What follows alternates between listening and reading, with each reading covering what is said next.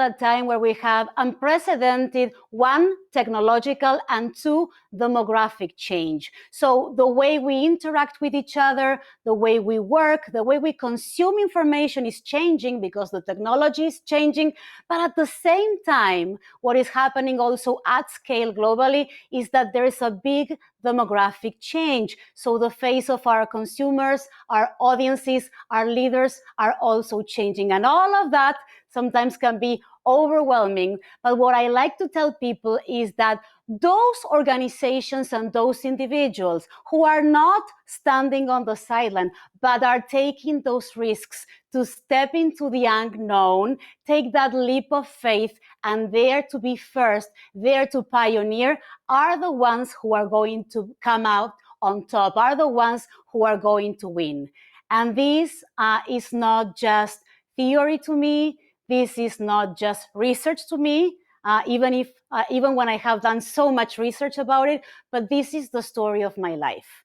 As an immigrant from Argentina who had to step into the unknown, take a leap of faith, and dare to be first in so many things when I started a new life in the United States where I had no friends, no family, and I had to decide very early who was I going to be. Because something happened to me that was the best that can happen to you or the worst that can happen to you, depending on how you see it.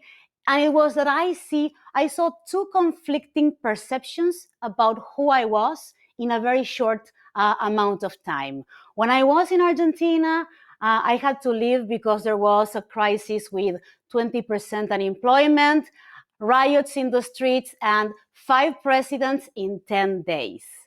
But I had just graduated with a master's degree in journalism, and everyone around me, in spite of the difficult circumstances, perceived me as a young lady with a bright future. Next step, fast forward to coming to the US, and in my first interactions, because I was not as fluent with the language or because I was just getting to know a new city or a new country, I perceived the opposite. I perceived there was people who looked at me and thought about me like less than. So I had to make a decision. Who was I going to believe? Was I going to believe that I was this young lady with a bright future? Or was I going to believe that I was somebody less than other people? And I chose to believe in myself. I chose to believe in my potential. And I chose to believe I was a young lady with a bright future. Well, that lady is not that young anymore. But I still think that it was that moment when I embraced my uniqueness and I recalibrated who I thought I was, that the seed for everything that happened next started.